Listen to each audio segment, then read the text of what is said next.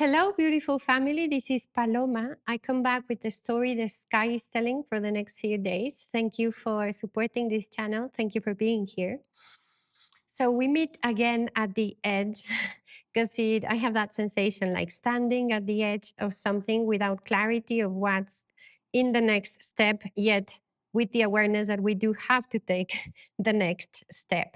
We are immersed in the partial solar eclipse in Virgo. This is the second new moon in this, the School of Sacred Service, where we have the South Node doing this purification work. And so this is a seed moment, yes, but it will require this purifying, this truly letting go and releasing and releasing and releasing some more, and also allowing ourselves to just enter into the darkness of the womb of the mother of creation and allowing for this fertile void to infuse our life with the life that wants to be manifested and recreated through you and me and through each one of us, really. So it's been intense days. I know what I've seen is that most of the like patterns are so evident right now, right?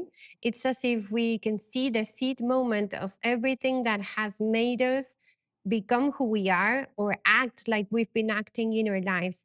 And when we see it, it becomes like really obvious. It almost feels like incredible. We couldn't see it before. Yet the time to see it is now.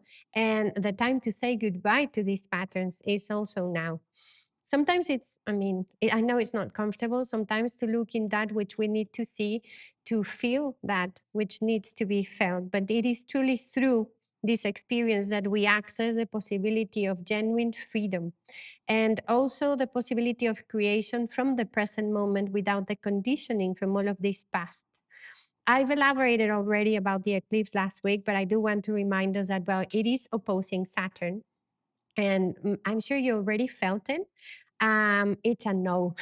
It's a stop, really. No, it's like feeling like you want to move into this big horizon you have in front of you, and something pulls you back. I had it very clearly last week, and it's a not yet. There are things to order, things to respond for, things to be accountable for before we can actually stand in this very announced new beginning. Yet we know it's there, this new beginning. I was told this phrase in my consultation this week. I won't remember it exactly, but it was something like true faith is cultivated, true faith in dawn is truly cultivated before the sun rises, no? In that darkness. And I think that's a little bit of this moment, no? This eclipse is really asking us to be real, honest about what works and what doesn't work in our lives. And instead of pursuing this perfection, is really about simplifying, optimizing, and centering in habits, in relationships, in routines that truly support us. Because we are being refined, honed, redirected. I see this also very open, the theme of allegiances and patterns that we have inherited. So some family subjects and issues may arise of all of these inherited expectations. It's about clarity, really, and about deciding what we are going to carry with us and what we are no longer available to carry and we are leaving behind. So, what needs to be named? What needs to be said, even through discomfort? How can we simplify our commitment so we can focus our energy in what truly matters, truly what is truly sacred for you right now? What part of your life is really ready for this reset? A practical resetting, and also understanding that when we are in this allowing and letting go, we are truly attuning ourselves to the natural rhythm of life. And sometimes we fight it. No, we fight so much and we strive so much, and this is what leads to this exhaustion, to this burnout, to this stress. So this we need to be vigilant of, so we can become just tempered and access serenity within ourselves. There is a healthy dose of effort and discipline. Saturn is there, I mean, but it is in Pisces. So there's also the trusting divine timing element. Life is rarely linear. And it is a time to be patient and to be full of trust. This conjunction, really, of Saturn and Neptune, my God, how powerful they are. It's about balancing structure and love and compassion in our lives. Okay, family. So, aside from the eclipse, we also have the next day the equinox in Libra, which just adds to the epicness of our skies and our lives, of course. Actually, a few hours after the eclipse, the moon enters Libra and then the sun enters Libra the next day. And this is one of the four big turns of the wheel of the year in Mother Earth. And now entering the school of relationships, of balance, of harmony, of equity, of beauty and justice. So I think, well, usually the map, like the astral map of the event, the equinox, gives us a tonality through that will sort of be we will be singing on this tonality for the next 3 months. It tells us about what we're going to be collectively elaborating as our evolution, and it's obviously a lot of what has already been said through the eclipse because it's just one day after the eclipse, but there are some subtleties actually that change, and I actually see them as these correction of the root and continuous recalibration towards this balance, understanding balance or equilibrium as a dynamic experience because it looks quite dynamic. In this astrology that I work with, we usually always look first at the moon as a sacred work we ought to do. So we are in a state of regulation and in full access to our creative power. And she's there in Libra, precisely asking us to harmonize ourselves and our relationships. And the actual map looks very bullicioso, like it's very social, no? It's kind of noisy as well. It looks like with a lot of exchange and connections and collaborations. Precisely the feeling is like, or the sensation is the surgence of new ideas, of new allegiances, new information. It looks quite exciting from a point of view.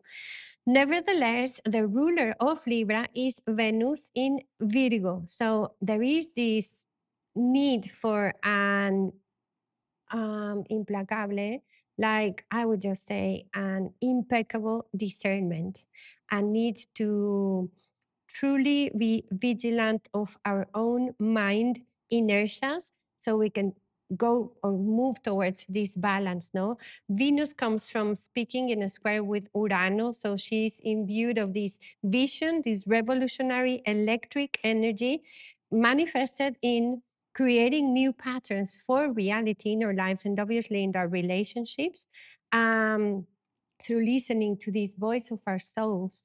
And there is like an agreement, a mutuality between Mercury and Venus, because Mercury is in Libra, the sign of Venus, and Venus is in Virgo, the sign of Mercury. So even though it's not an aspect, there is a flow between them.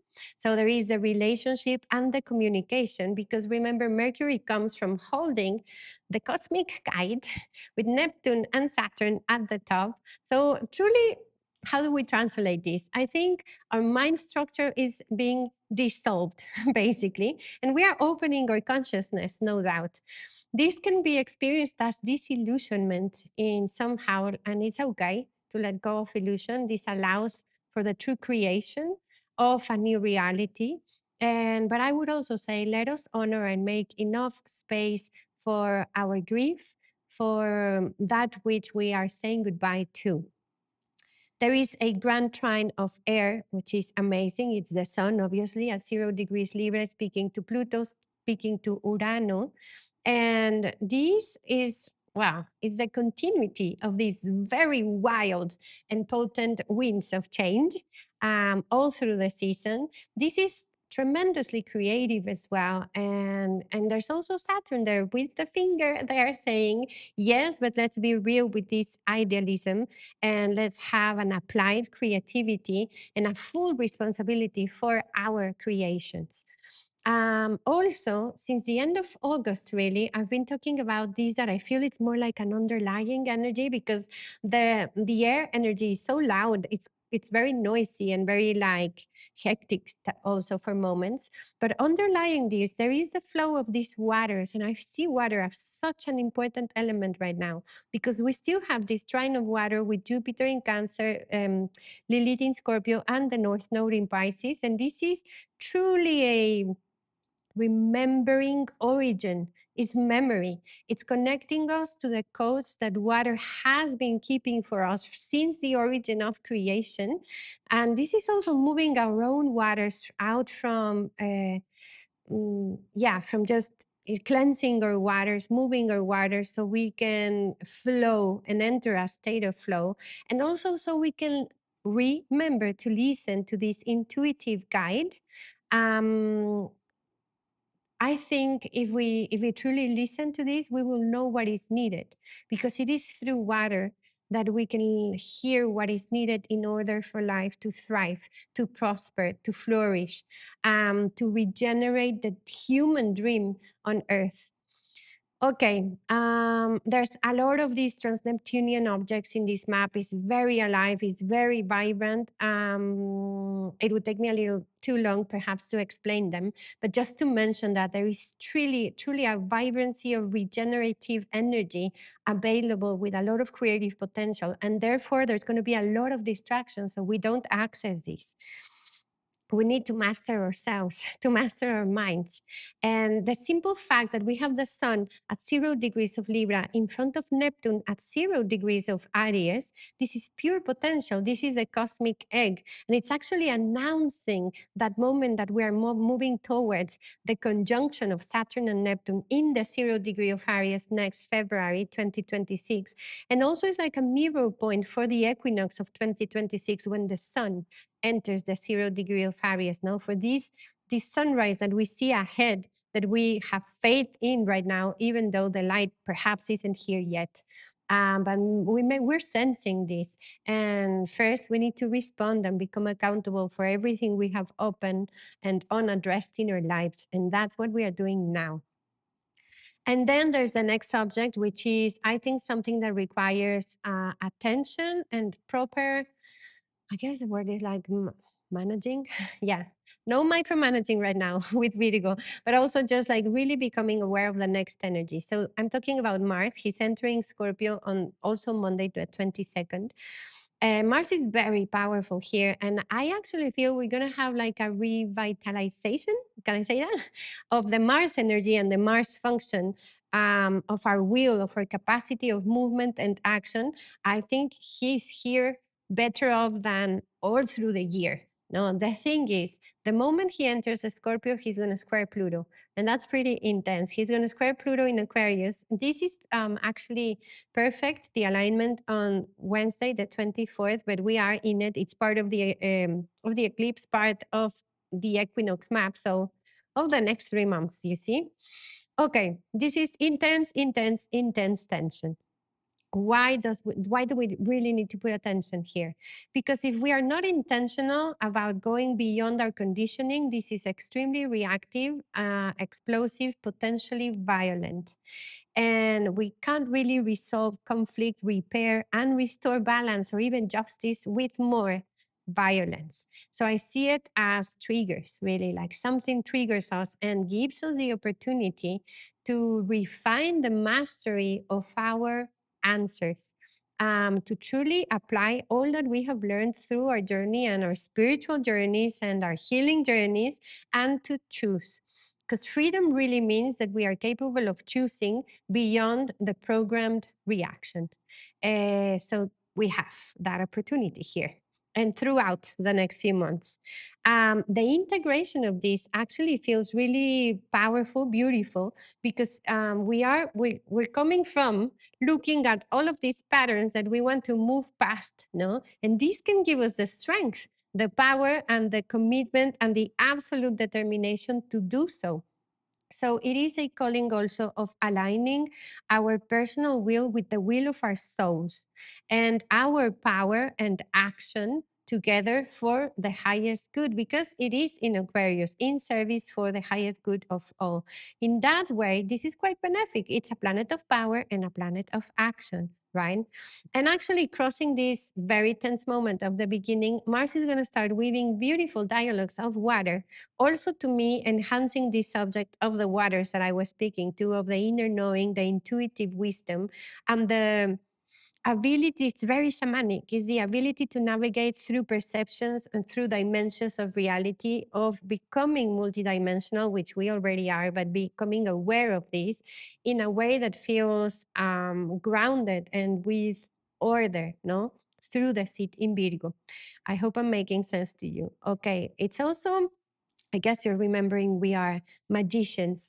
We are creators of worlds when we recover the mysticism of water and the memory. And we remember we can transmute, and we ought to transmute poison into medicine, right? Because everything is a teacher and everything is a doorway to something else. Even pain opens us up into the greatest compassion. Even shame can be a door towards humility or humbleness. Even guilt can become a doorway towards worthiness and deservement. So we are moving out of this paradigm of fear by choosing over and over and over to love, by choosing love. I know these are tough moments, challenging moments for many. Precisely because of that, I feel like we could choose to make our lives a prayer of hope, a prayer of hope, to nurture ourselves with hope, to irradiate hope, because in truth, everything is changing and change is necessary. So we can still call in the power of tenderness in times of such roughness, and the power of silence in times of such noise, and the power of trust and faith in moments of uncertainty, to keep holding the net of love, no, of support.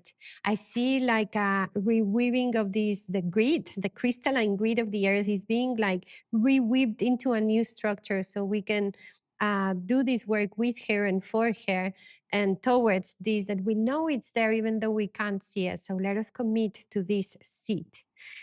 Okay, family, this is what I have for now for the equinox. Hoping this is of service to you, and thank you again for choosing to stay here with me for a few minutes.